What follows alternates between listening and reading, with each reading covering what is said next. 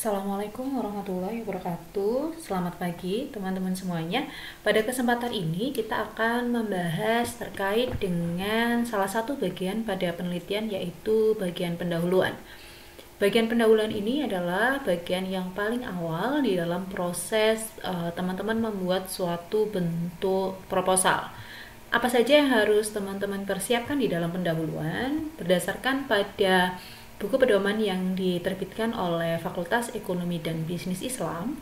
Di dalam pendahuluan teman-teman harus atau diminta untuk menuliskan beberapa hal. Yang pertama nanti adalah latar belakang masalah. Jadi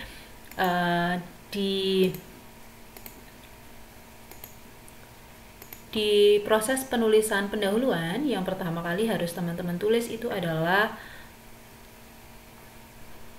latar belakang masalah. Jadi latar belakang masalah ini adalah hal pertama yang harus teman-teman tulis. Kemudian dari latar belakang masalah itu teman-teman akan mengerucutkan masalahnya menjadi rumusan masalah. Rumusan masalah ini adalah apa saja yang akan teman-teman selesaikan berdasarkan permasalahan yang sudah dipaparkan di latar belakang masalah. Kemudian dari rumusan masalah kita akan membuat tujuannya. Kira-kira apa tujuan dari masing-masing masalah yang sudah dirumuskan? Dari tujuan itu kita masuk ke manfaat. Manfaat ini adalah manfaat penelitian. Jadi apa saja yang dapat dimanfaatkan atau manfaat apa saja yang dapat diperoleh ketika penelitian itu dilakukan gitu ya. Kemudian setelah manfaat teman-teman masuk ke sistematika pembahasan. Di sistematika pembahasan ini teman-teman akan memasukkan apa saja yang akan teman-teman bahas mulai dari bab pertama sampai dengan bab kelima. Jadi di bab pertama isinya apa saja, bab 2 apa saja, bab 3 apa saja, bab 4 apa saja, sampai dengan bab kelima apa saja itu teman-teman masukkan di dalam sistematika pembahasan. Nah, karena teman-teman sudah tahu apa saja yang harus dituliskan di dalam pendahuluan, maka saatnya kita akan melihat kira-kira apa sih yang harus kita tuliskan di masing-masing bagiannya. Sebelum itu, kita akan mendefinisikan apa itu masalah. Jadi, suatu penelitian itu disusun berdasarkan ada tidaknya masalah. Jadi, kita buat proposal penelitian itu kita dasarkan dari masalah. Kalau tidak ada masalah yang muncul atau tidak ada masalah yang kita mau selesaikan, maka kita juga bingung ini ngapain kita melakukan penelitian kalau memang tidak ada masalah di sana. Nah, dari kondisi tersebut di mana proposal penelitian kita masukkan atau kita buat berdasarkan masalah yang ada, maka sebenarnya apa itu definisi dari masalah? Teman-teman di dalam pelaksanaan kegiatan selama ini sehari-hari apakah pernah mendalami atau pernah mengalami yang dinamakan dengan masalah? Masalah itu seperti apa? Kenapa tiba-tiba muncul masalah? Ada yang bisa definisikan dulu apa itu masalah?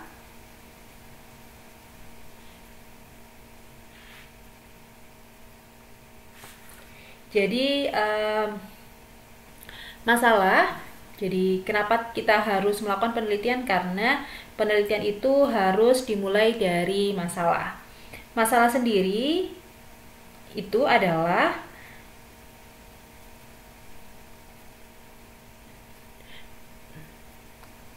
masalah itu adalah coba sebentar. Masalah itu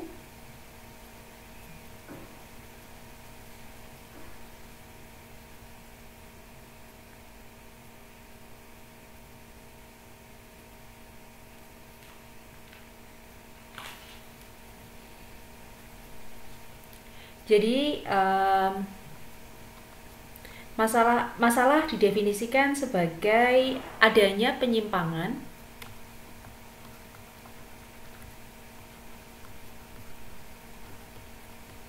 antara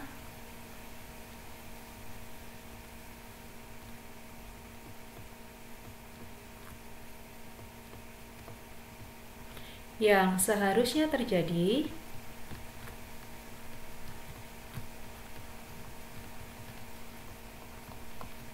dengan apa yang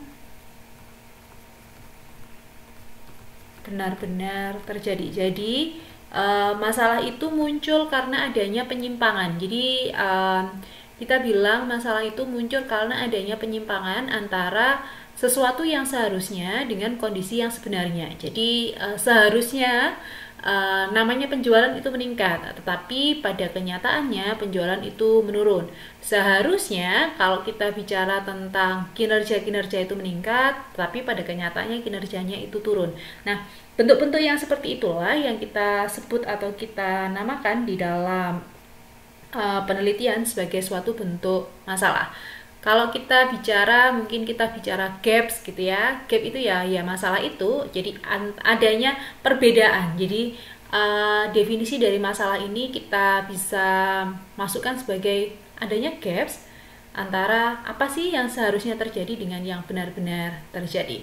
Nah, di dalam permasalahan, di dalam suatu bentuk penelitian, kalau kita membuat proposal, kalau teman-teman bisa membuat masalahnya dengan baik atau menemukan masalahnya dan menyajikannya dengan baik, maka 50% pekerjaan dari proses pembuatan proposal itu sudah selesai.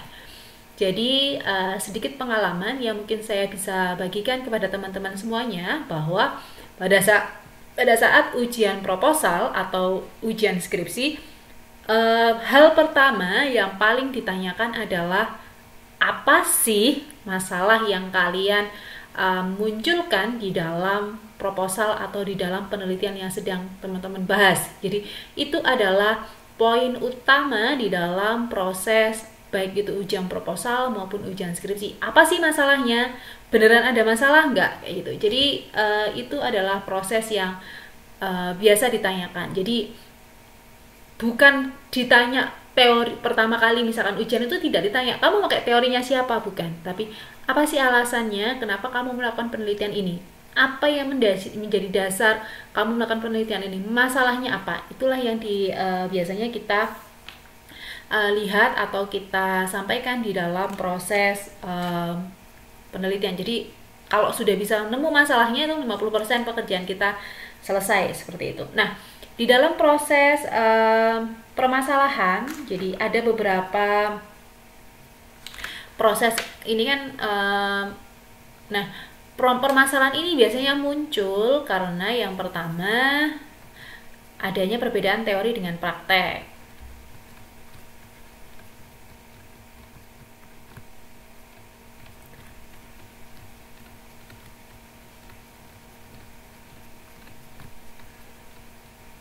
Contohnya gimana gitu ya.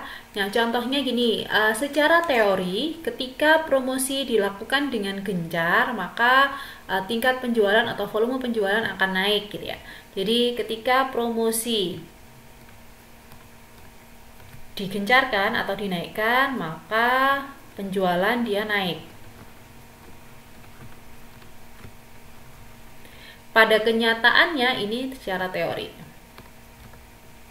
Pada kenyataannya ada kondisi di mana dia melakukan promosi dengan baik, setiap hari dia melakukan promosi, setiap hari dia posting produk, posting ini dan seterusnya, tetapi pada kenyataannya hasil penjualan yang dia harapkan, jadi kan setiap orang kan pasti punya yang namanya harapan.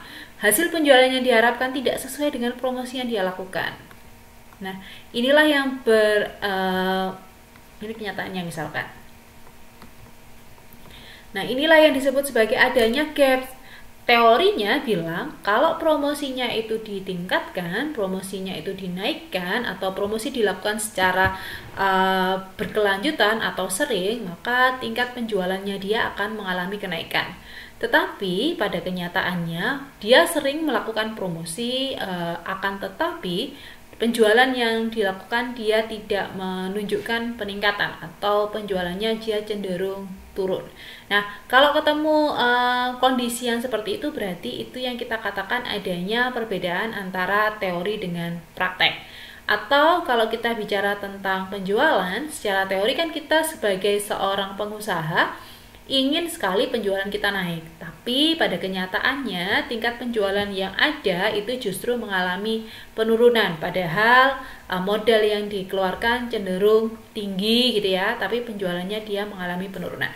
Nah, itu yang bisa disebut sebagai adanya perbedaan antara teori dengan praktek. Kemudian selain itu, masalah bisa kita identifikasi dengan adanya keluhan atau aduan.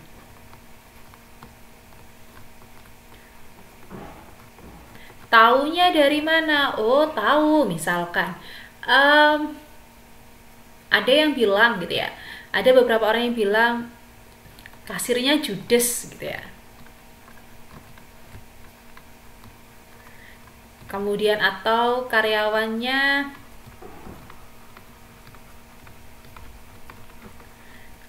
agak kasar gitu misalkan. Nah, ini kan suatu bentuk aduan yang jadi kalau misalkan ada seorang pembeli, kemudian ada pada saat ada atasannya atau ada orang gitu kan, orang-orang yang di sekitarnya, dia pasti akan membuat jangan ke toko itu, kasirnya judes gitu ya, atau karyawan tuh loh kasar, saya tanya juga dia tidak jawab gitu kan. Nah, itu adalah salah satu bentuk aduan atau keluhan yang menggambarkan bahwa adanya masalah di lokasi tersebut. Jadi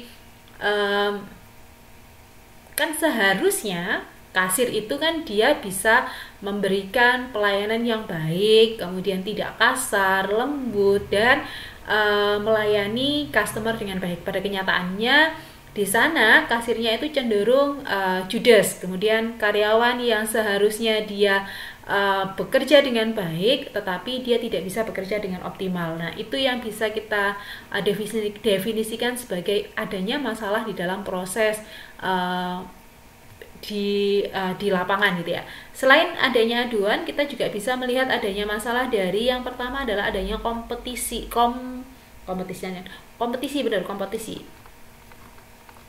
Kompetisi ini maksudnya gimana? Oh, gini, dulu di tahun 2020 pada saat pandemi, di desa, misalkan di desa A itu hanya ada satu toko besar itu. Kemudian di berselang beberapa bulan kemudian ada satu misalkan swalayan. Biasanya orang-orang beli di sini di toko yang pertama. Jadi dia kalau kita bicara gini grafiknya gini. Nah, setelah adanya swalayan itu dia jadi kalau ada swalayan, jadi sebelumnya gitu, ketika ada swalayan dia kayak gini, agak merosot. Jadi penjualannya dia biasanya naik tinggi, jadi dia naiknya rendah. Nah, itulah yang mungkin menyebabkan adanya suatu bentuk masalah karena adanya kompetisi, adanya kompetitor. Jadi sebelumnya dia bekerja sendiri atau dia berdiri sendiri, selanjutnya dia ada kompetitor yang lain yang menyebabkan dia usahanya semakin menurun. Nah, apa saja yang harus kita lakukan? Jadi setelah teman-teman tahu ada masalah, berarti apa saja yang harus teman-teman buat di dalam latar belakang masalah. Nah, di penelitian kuantitatif gitu ya, di penelitian kuantitatif sebelum saya masuk ke yang lain, ketika kita membuat judul itu kita pasti akan menentukan siapa variabel Y-nya, siapa variabel X-nya, atau mungkin ada Z, intervening, atau moderasi. Nah, di dalam proses kita berpikir, di dalam kita membuat masalah, berarti kita harus memulainya dengan menggunakan Y. Dari Y. Jadi kita mulai dari permasalahan yang akan kita masukkan di dalam penelitian itu harus kita mulai dari Y. Jadi Y-nya itu apa sih gitu ya? Dari Y itu apa saja yang ada di sana. Kemudian setelah kita mulai dari Y, kita harus tahu faktor yang mempengaruhi Y itu apa saja.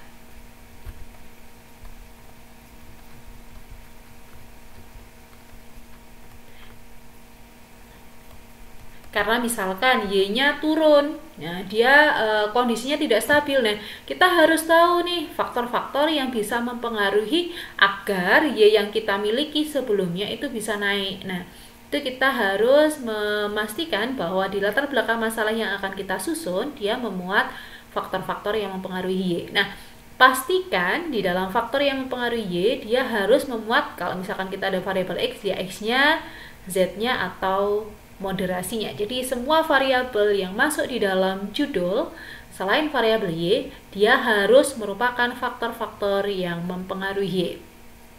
Di dalam faktor-faktor yang mempengaruhinya ini, teman-teman boleh menggunakan satu teori. Jadi satu teori saja, atau teman-teman boleh menggunakan dua teori. Jadi kalau satu teori berarti di teori, misalkan teorinya Kashmir, dia menyebutkan bahwa faktor yang mempengaruhi Y adalah Z, X, dan M. Tetapi kalau misalkan ada satu teori, tapi dia hanya memuat satu variabel saja yang mempengaruhi Y, maka teman-teman harus mencari teori yang lain yang sebisa mungkin dia memuat variabel yang belum termuat di teori yang pertama. Jadi intinya adalah di faktor yang mempengaruhi Y ini, teori yang harus muncul adalah teori tentang variabel X-nya. Jadi yang mempengaruhi Y itu harus muncul X-nya, Y-nya, X-nya, Z-nya, dan M-nya. Terlepas dari nanti teman-teman menggunakan satu teori atau dua teori. Nah, setelah itu teman-teman boleh mendefinisikan tentang variabel X-nya, kemudian hubungan antara X dan Y secara teori gitu ya.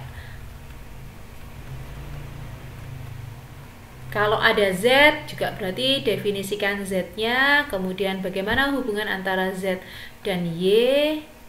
Kalau ada M juga sama. M, bagaimana hubungan antara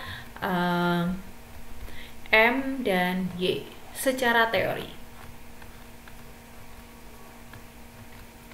Nah, setelah teman-teman mampu mendefinisikan, oh saya sudah mampu mendefinisikan variabel X saya, variabel Z saya, variabel M saya, maka teman-teman di sini mulai menulis. Jadi kalau yang nomor 1, 2, dan 3 ini dia lebih kepada teori-teorinya saja. Kalau yang selanjutnya berarti teman-teman sudah harus memulai permasalahan di lokasi penelitian yang teman-teman ambil. Jadi teman-teman sudah mulai harus mendefinisikan teman-teman mau penelitian di mana gitu ya. Jadi di sini teman-teman definisikan atau definisikan tentang lokasi penelitiannya. Kemudian di lokasi penelitian ini masalahnya apa? Jadi masalah yang dimunculkan adalah masalah terkait dengan variabel Y-nya terlebih dahulu. Jadi di lokasi penelitian itu masalah yang muncul adalah masalah dari variabel Y. Tahu masalah ini ada atau tidak dari mana? Jadi teman-teman bisa melakukannya dari observasi atau dari wawancara. Kepada siapa? Ya, kalau tergantung variabel Y-nya, Y-mu apa gitu kan. Kalau misalkan variabel Y-nya adalah karyawan, berarti kalau variabel Y-nya adalah kinerja, berarti observasinya bisa dilakukan kepada pimpinan maupun kepada karyawan itu sendiri gitu ya. Nah, kemudian kalau sudah kita definisikan terkait dengan lokasi, kita definisikan permasalahan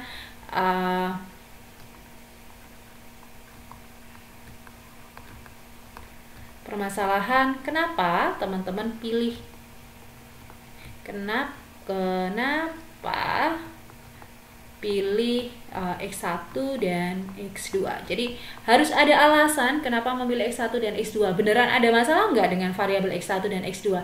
Jangan-jangan teman-teman misalkan ngambil karena suka gitu kan, atau ngambil karena memang merasa bahwa itu aja yang penting gitu ya.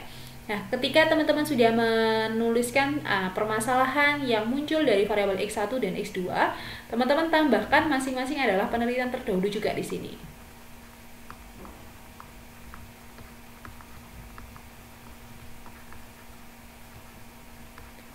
Fungsinya adalah untuk mengetahui secara lebih detail terkait dengan teorinya dan terkait dengan bagaimana hasil penelitian-penelitian yang sudah ada terkait dengan permasalahan yang teman-teman ambil atau teman-teman jadikan sebagai penelitiannya di proposalnya masing-masing. Jadi kurang lebih di dalam nanti latar belakang masalah harus muncul yang seperti itu. Baik, kita coba cari dulu di Google. Kita coba marketing syariah gitu ya. Saya juga nggak tahu ada nggak ya pengaruh marketing syariah.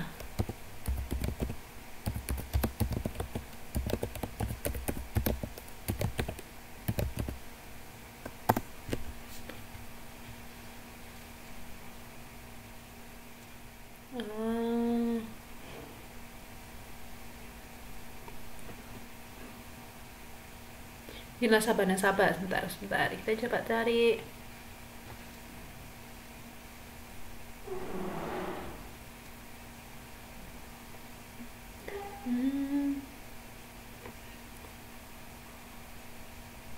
Kita kan bukan perbankan, jadi kita agak susah kalau ke perbankan.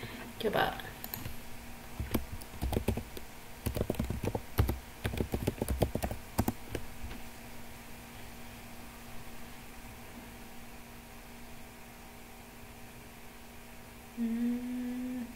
Kita coba cari.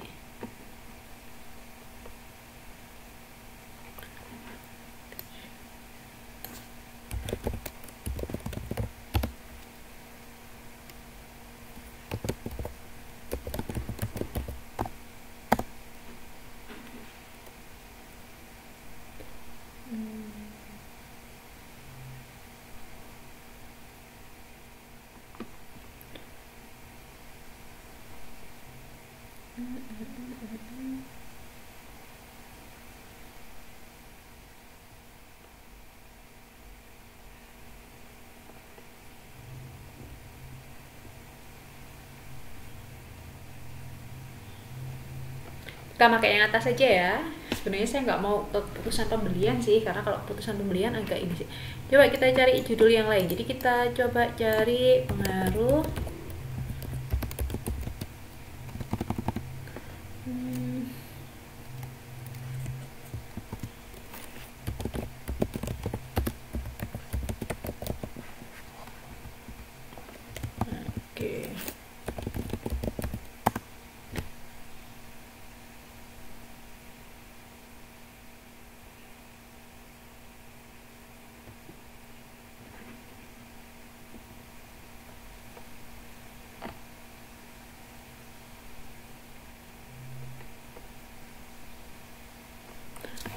Bentar, kita coba cari aja dulu.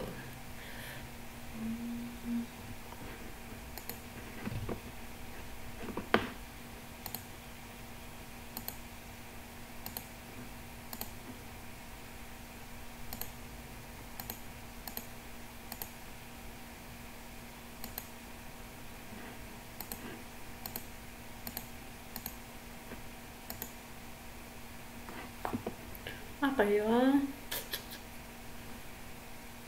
Kayak yang lebih ini literasi gitu aja coba.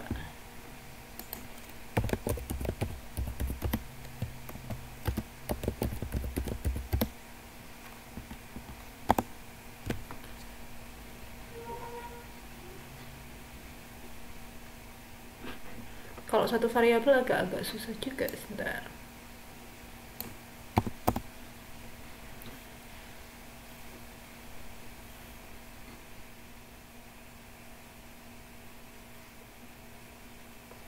Kita coba lihat ini aja ya, pengaruh literasi keuangan dan inklusi keuangan terhadap kinerja usaha kecil di Kalimantan Timur.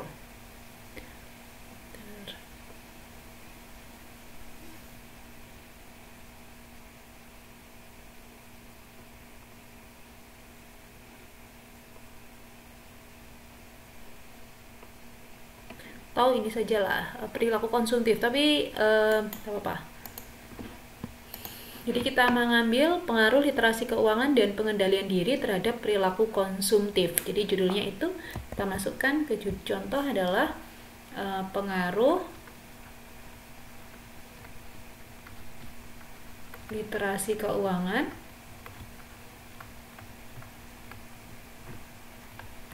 dan pengendalian diri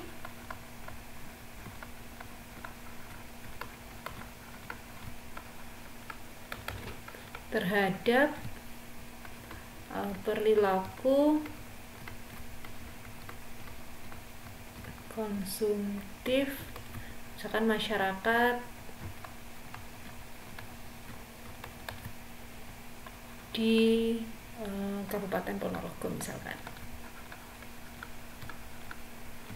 Nah, kalau kita punya judul seperti ini, maka ada beberapa cara yang harus kita lakukan untuk memastikan bahwa judul yang kita buat ini memang dia bisa kita manfaatkan atau kita teruskan cara membuat latar belakangnya. Sebentar, saya masuk ke sini. Bentar. Oke.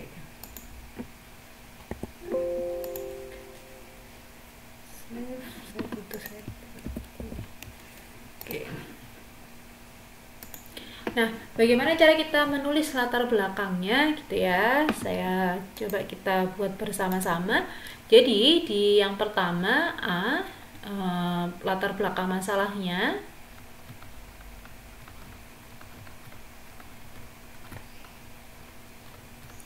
Teman-teman boleh mengambil yang pertama adalah tentang perilaku konsumtif. Jadi teman-teman boleh mengarang lah atau membuat pernyataan atau membuat tentang perilaku konsumsi, perilaku konsumtif, perilaku konsumtif. Ini biasanya masih secara umum. Teman-teman boleh menggambarkan dengan bagaimana tingkat konsumsi masyarakat saat ini, perilaku konsumsinya seperti apa, boleh seperti itu. Kemudian setelah teman-teman membuat gambaran, ini masih gambaran bagaimana seseorang sekarang itu ternyata sangat banget gitu ya, sangat banget melakukan segala sesuatu itu.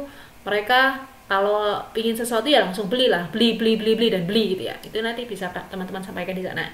Kemudian teman-teman berdasarkan kondisi yang ada, teman-teman boleh lanjut ke pengertian dari perilaku konsumtif.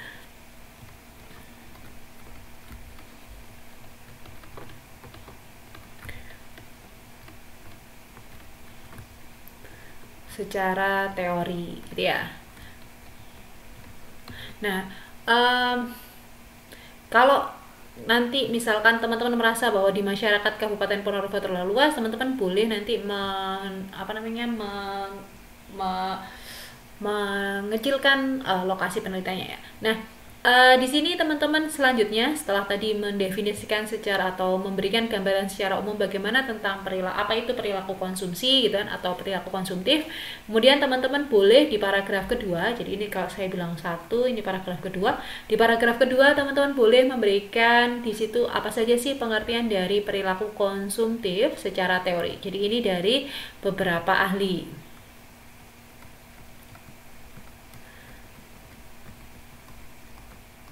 Nah, kemudian di sini juga teman-teman bisa menyatakan atau menambahkan kenapa kita harus mengendalikan atau kenapa kita harus perilaku. Jadi, perilaku konsumtif apa yang seharusnya dimiliki oleh seseorang. Jadi, perilaku konsumtif yang ideal bagi seorang masyarakat itu seperti apa, nanti bisa juga teman-teman masukkan di dalam bagian di teori ini.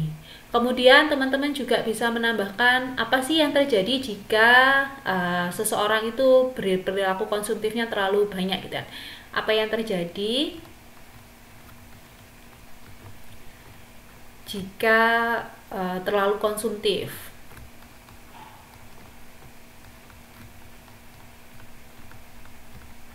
Jadi apakah tadi kalau idealnya perilaku konsumtif itu seperti apa, kemudian ini apa yang akan menjadi akibat dari suatu proses yang dinamakan dengan proses perilaku konsumtif itu tadi. Nah, untuk menanggulangi perilaku konsumtif atau apa yang menyebabkan perilaku konsumtif itu ada, teman-teman di paragraf ketiga, teman-teman boleh masuk ke faktor-faktor yang mempengaruhi perilaku konsumtif.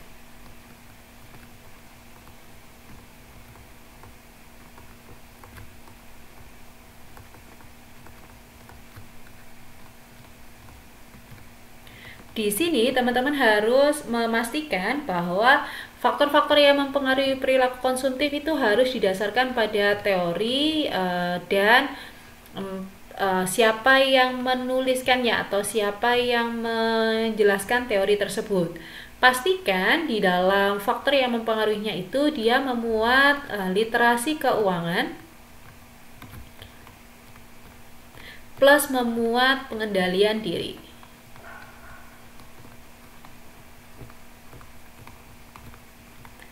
Kenapa harus ditulis atau dimuat ini? Karena kan teman-teman judulnya pakai yang literasi keuangan sama pengendalian diri. Jadi ketika nanti dituliskan di latar belakang masalah harus muncul di faktor yang mempengaruhi perilaku konsumtif itu adalah literasi keuangan dan pengendalian diri. Secara teori saja. Nah, apabila memang di dalam teman-teman menentukan atau menemukan literasi keuangan dan pengendalian diri yang merupakan faktor dari perilaku konsumtif, dia berasal dari satu teori, maka cukup satu teori saja. Jadi kalau satu teori ya sudah cukup.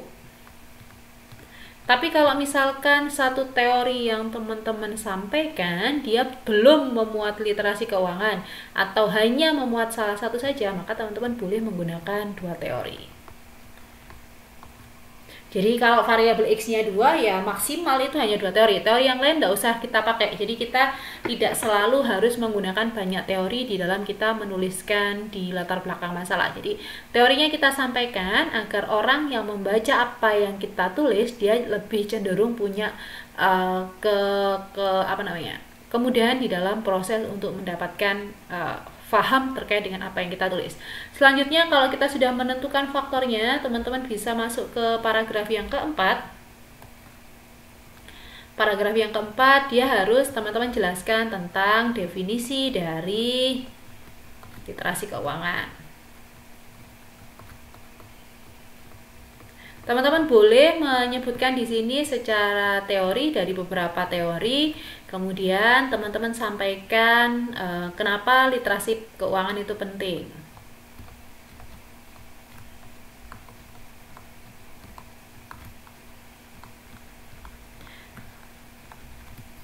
Kemudian setelah tahu literasi keuangan itu penting, bagaimana sih hubungan dari literasi keuangan dengan perilaku konsumtif?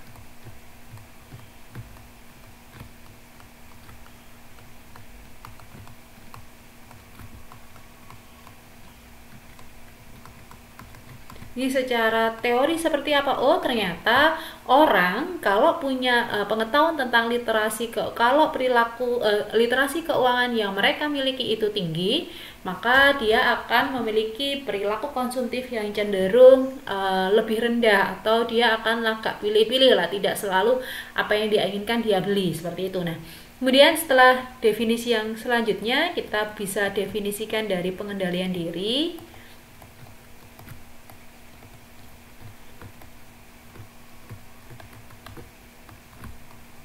Di sini by teori. Nah, di pengendalian diri karena dia by teori, teman-teman bisa memasukkan juga sama seperti yang sebelumnya. Kenapa harus kita punya pengendalian diri? Kenapa harus punya pengendalian diri?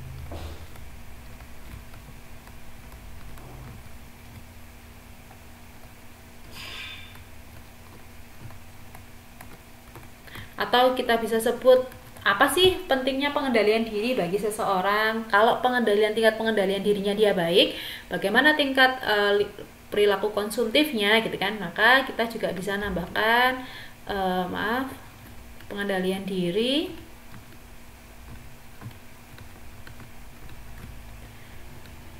dengan perilaku konsumtif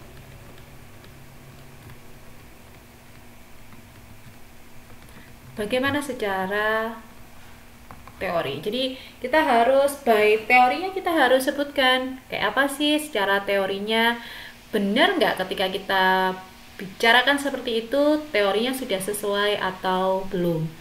Kemudian karena kita sudah by teorinya sudah, maka teman-teman boleh mendefinisikan mulai dari lokasi penelitiannya.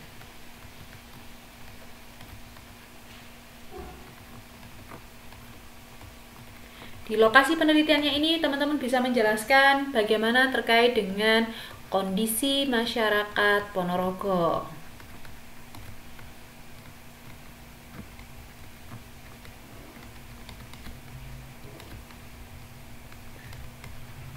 Jadi teman-teman boleh menyebutkan terkait dengan masyarakat Ponorogo adalah masyarakat yang Ponorogo adalah lokasi yang berada di sebelah mana-mana bla bla bla bla bla. Dia merupakan memiliki penduduk dengan mayoritas bekerja di bidang tertentu dan seterusnya. Berdasarkan hasil observasi diketahui bahwa kondisi masyarakat di Ponorogo cenderung gini. Jadi itu yang bisa teman-teman sampaikan di bagian paragraf ke-6. Jadi tentang Ponorogonya, tentang kondisi masyarakatnya.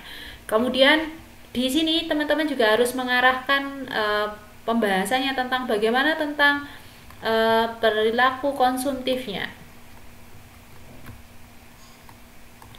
Kan Ponorogo dikenal juga mungkin dengan banyak pondok gitu ya, banyak pondok pesantren.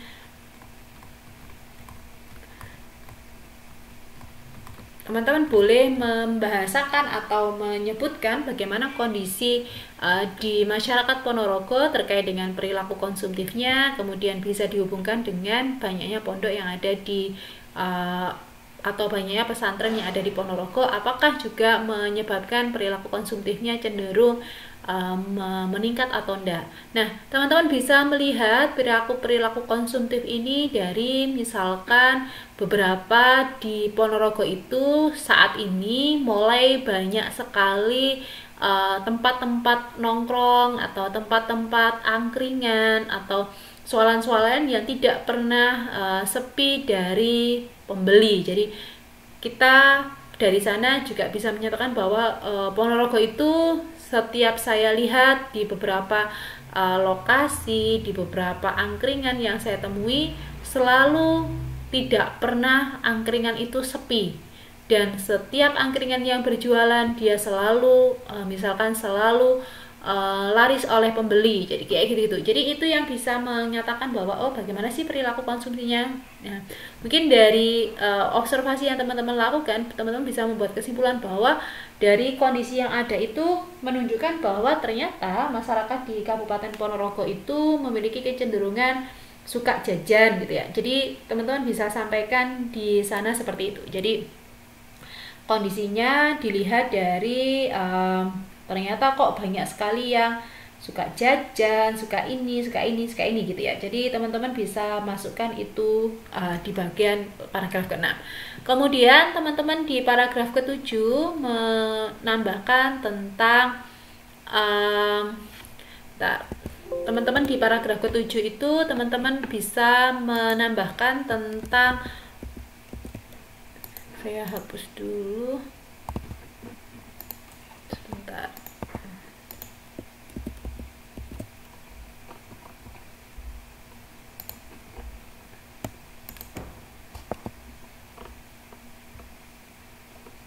Oke. Di paragraf ke-7 teman-teman boleh menambahkan tentang bagaimana sih kondisi jadi kondisi terkait dengan literasi keuangan mereka, literasi keuangan masyarakat terhadap bagaimana perilaku konsumtifnya.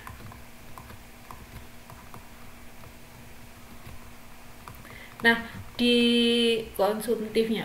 Nah, di sini teman-teman harus melakukan yang dinamakan mulai teman-teman wawancara. Teman-teman tidak akan tahu bagaimana tingkat keuangan atau literasi keuangan masyarakat jika teman-teman tidak mewawancarai mereka secara langsung. Teman-teman bisa mewawancarai mereka yang suka nongkrong, misalkan nongkrong di kafe, nongkrong di angkringan, atau pas mereka belanja di salah satu tempat. Nah, teman-teman boleh mulai menanyakan bagaimana perilaku konsumtifnya mereka. Apakah mereka membeli itu dengan mempertimbangkan sesuatu atau mempertimbangkan kondisi tertentu, atau hanya didasarkan pada mereka ya saya mau beli ya beli gitu aja. Nah, itu bisa teman-teman sampaikan di sana. Nah, kemudian di paragraf ke-7 ini kita buat satu paragraf saja yang full tentang literasi keuangan masyarakat. Teman-teman di sini boleh mewawancarai 3 sampai 5 orang. Jadi tergantung tergantung kebutuhan teman-teman semuanya. Apakah kalau 3 sampai 5 orang kira-kira sudah cukup memenuhi keinginan teman-teman atau tidak, atau harus lebih dari itu gitu ya. Nah, dari 3 atau 5 orang ini teman-teman mungkin bisa membuat suatu bentuk kesimpulan bagaimana kondisi secara umum dari literasi keuangan masyarakat yang berhubungan dengan bagaimana perilaku konsumtif mereka. Kemudian di paragraf ini juga teman-teman tambahkan penelitian terdahulu. Penelitian terdahulu tentang apa? Nah, penelitian terdahulu yang membahas tentang literasi keuangan masyarakat dan perilaku konsumtif. Nah, di penelitian terdahulu ini ada beberapa yang mungkin harus teman-teman tuliskan. Misalkan 2 penelitian yang menyebutkan dia pengaruh, dan mungkin ditambahkan juga 2 penelitian yang menyebutkan dia tidak berpengaruh. Kenapa harus kita tambahkan? Nah, kita biar tahu bahwa memang banyak sekali penelitian-penelitian yang sudah dilakukan terkait dengan literasi keuangan dan perilaku konsumtif. Akan tetapi ternyata ketika menghadapi objek yang berbeda, hasil penelitian yang diperoleh bisa berbeda. Sehingga dimungkinkan bahwa di penelitian yang teman-teman lakukan ini bisa jadi literasi keuangan dia berpengaruh, tetapi bisa juga literasi keuangan itu bukan salah satu faktor yang membuat seseorang itu memiliki perilaku konsumtif, seperti itu. Kemudian di paragraf ke-8 masih ada ternyata. Paragraf ke-8 teman-teman menjelaskan tentang bagaimana pengendalian diri dari masyarakat kita hubungkan dengan bagaimana perilaku konsumtifnya. Nah, kemudian di sini tetap seperti tadi, teman-teman bisa melakukannya by wawancara. By wawancara ini teman-teman bisa melakukan 3 sampai 5 orang untuk mengetahui bagaimana sih kondisi pengendalian diri yang mereka lakukan. Nah, dari kondisi pengendalian diri yang mereka lakukan, kemudian bagaimana dengan perilaku konsumtifnya, teman-teman bisa tanya secara langsung kepada orang-orang tersebut. Kemudian teman-teman dari hasil wawancara itu buat suatu bentuk kesimpulan. Kesimpulan yang mungkin muncul kalau misalkan bentuknya seperti itu bagaimana gitu ya. Apa yang harus teman-teman tuliskan di sana. Nah, kalau sudah teman-teman simpulkan, teman-teman juga tambahkan penelitian terdahulu, misalkan 2 penelitian yang mengatakan dia berpengaruh, kemudian 2 penelitian yang menyatakan dia tidak berpengaruh. Seperti yang saya sampaikan tadi, bahwa kondisi kita mengatakan dia berpengaruh atau tidak itu untuk memastikan bahwa untuk memperlihatkan bahwa penelitian tentang pengendalian diri dan perilaku konsumtif ternyata masih banyak sekali diminati dan masih membuka peluang kita untuk mengembangkan kondisi tersebut, seperti itu. Nah, setelah teman-teman membahas dari paragraf pertama sampai dengan paragraf ke-8, teman-teman sampai di paragraf ke-9. Biasanya ini teman-teman buat konklusi gitu ya, atau kesimpulan berdasarkan pada permasalahan yang disampaikan pada beberapa paragraf sebelumnya. Di sini akan dilakukan penelitian dengan judul, biasanya itu teman-teman kayak gitu. Biasanya ini konklusi lah. Atau nanti teman-teman sebelum ke konklusi, teman-teman sampaikan akibat yang muncul adanya akibat dari perilaku konsumtif itu seperti apa.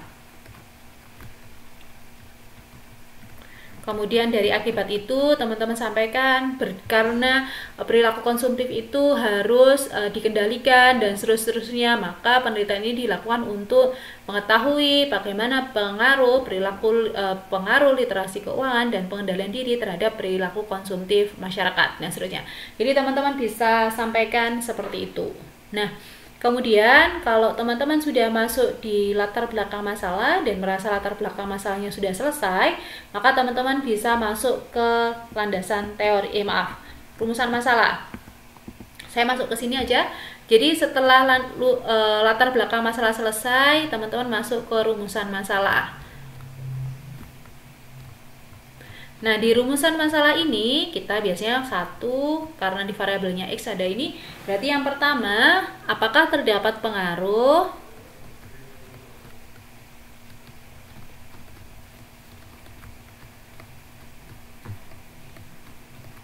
literasi keuangan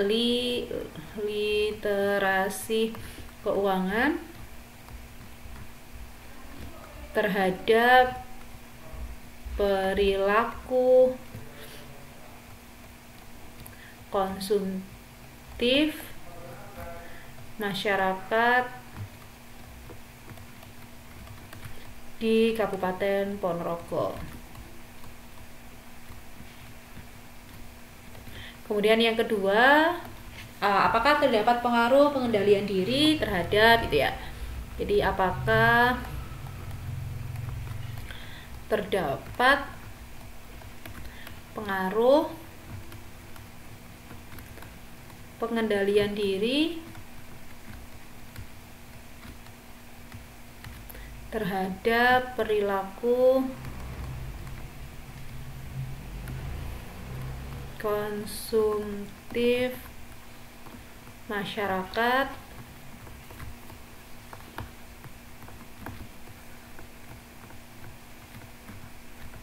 Kemudian yang terakhir, apakah terdapat pengaruh literasi keuangan dan pengendalian diri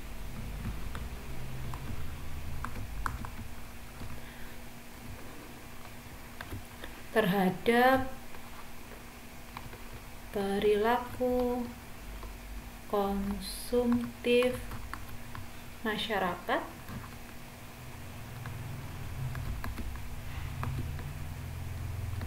Kabupaten Ponorogo. Nah, jadi kalau misalkan nanti teman-teman punya rumusan masalah atau punya judul seperti itu, maka bentuk rumusan masalahnya ada 3. Nah, dari rumusan masalah yang ada 3, maka teman-teman akan mendefinisikannya dalam bentuk tujuan. Jadi tujuannya kalau rumusan masalahnya ada 3, maka tujuannya juga ada 3. Yang pertama adalah untuk mengetahui dan menganalisis. Jadi harus ada itu, dan menganalisis pengaruh literasi keuangan terhadap perilaku konsumtif masyarakat di Kabupaten Ponorogo. Usahakan untuk tujuan ini dia tulisannya atau apa yang ditulis itu sama persis dengan ada di rumusan masalah. Untuk nomor 2 dan nomor 3 teman-teman bisa tambahkan untuk mengetahui dan menganalisis pengaruh pengendalian diri terhadap perilaku konsumtif masyarakat di Kabupaten Ponorogo. Dan yang terakhir adalah untuk mengetahui dan menganalisis pengaruh literasi keuangan dan pengendalian diri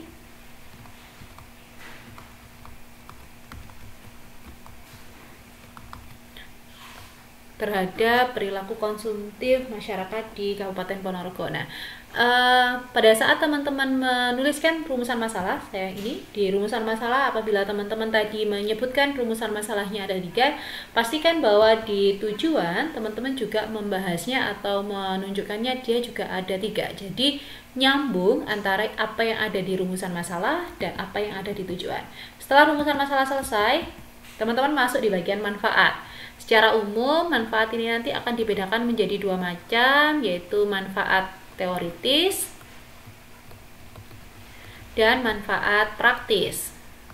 Nah, kalau manfaat teoritis adalah apa yang menjadi manfaat dari proses pelaksanaan penelitian ini dari segi teori, dari segi pengembangan teorinya seperti apa. Apakah dengan adanya penelitian ini, kontribusi yang teman-teman berikan itu terkait dengan materi bentuknya seperti apa? Nah, kalau yang manfaat secara praktis ini, siapa saja yang kira-kira akan mendapatkan manfaat dari proses pelaksanaan penelitian itu? Berarti kalau di sini adalah mungkin dari sisi masyarakatnya sendiri, kemudian mungkin dari sisi UMKM atau pedagang, dia juga tahu lah kalau bagaimana proses ininya. Mungkin juga dari sisi misalkan pemerintah misalkan. Nah, ini harus teman-teman sampaikan. Jadi poin-poin siapa saja yang akan mendapatkan manfaat dari proses teman-teman melakukan penelitian, baik dari sisi masyarakat, UMKM maupun misalkan pemerintah. Siapa yang lebih pas dijadikan sebagai manfaat praktisnya tergantung dari penelitian yang teman-teman ambil dan dari sudut pandang penelitinya. Kemudian selanjutnya adalah sistematika pembahasan. Sistematika pembahasan ini dia adalah gambaran isi dari penelitian. Jadi apa saja penelitian.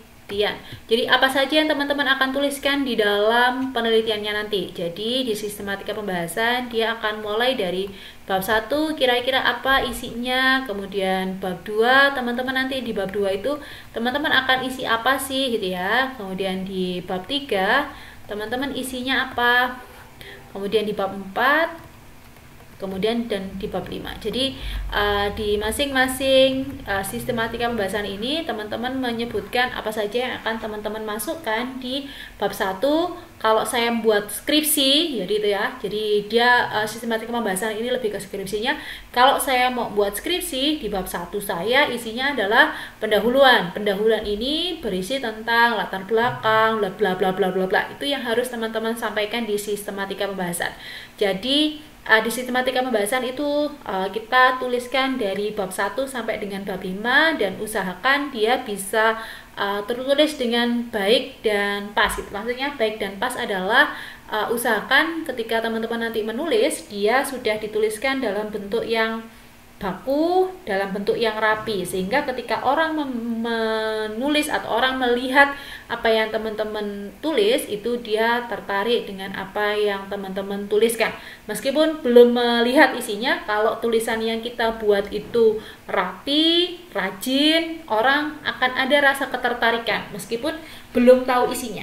Jadi kenapa package itu penting gitu ya? Kenapa kalau kita beli sesuatu itu package itu penting? Karena yang pertama kali kita lihat, yang pertama kali kita yang pertama kali kita rasakan itu adalah bentuknya. Jadi kalau teman-teman menulis, saran saya adalah tulis dengan rapi. Ketika tulisan teman-teman rapi, maka orang akan tertarik, orang akan memberikan penilaian yang positif terhadap tulisan yang teman-teman buat. Terlepas dari nanti isinya. Kan yang pertama kali pandangan pertama lah intinya ya. Jadi pandangan pertama seseorang ketika melihat tulisan teman-teman bagaimana. Jadi buat dia rapi. Setelah rapi, ketika disusun sesuai dengan apa yang seharusnya, maka nanti akan memudahkan orang untuk memahami apa yang teman-teman tulis. Jadi itu yang kita bahas hari ini terkait dengan apa saja yang harus kita tuliskan di dalam pendahuluan. Ada 5 hal yang harus kita tuliskan, yaitu latar belakang, rumusan, tujuan, manfaat, dan sistematika pembahasan, di mana kita harus mulai segala sesuatu itu dari masalahnya itu apa. Kenapa tiba-tiba mengambil judul itu? Apa alasannya mengambil variabel Y? Kemudian apa alasannya mengambil variabel X? Itu harus dijelaskan lebih detail di latar belakang masalah. Bagaimana teman-teman tahu di sana ada masalah? Oh, saya melakukan wawancara, saya melakukan observasi. Jadi teman-teman harus sampai kepada itu. Kemudian ada nggak sih penelitian yang sebelumnya membahas tentang materi yang sama dengan yang teman-teman lakukan? Teman-teman sampaikan juga di latar belakang masalah. Setelah latar belakang masalah, teman-teman bisa buat rumusan masalahnya. Dari rumusan masalah ini kita turunkan menjadi tujuan. Jadi rumusan masalah 3, maka tujuannya juga harus 3. Nah, dari tujuan teman-teman nulis apa sih manfaatnya? Siapa saja yang akan menerima manfaat dari proses pelaksanaan penelitian ini? Teman-teman tuliskan baik dari sisi teoritisnya, pengembangan keilmuannya, dan dari sisi praktisnya, orang-orang yang bisa mendapatkan manfaat dari penelitian ini. Dan yang terakhir, teman-teman sampaikan, ini loh gambaran saya mau nulis skripsi saya dari bab 1 sampai bab 5. Itu yang disebut sebagai sistematika pembahasan. Sekian dari saya. Ternyata panjang juga. Ada kurang lebihnya saya mohon maaf. Semoga materi ini bisa dipahami. Sekian dulu dari saya. Wassalamualaikum warahmatullahi wabarakatuh.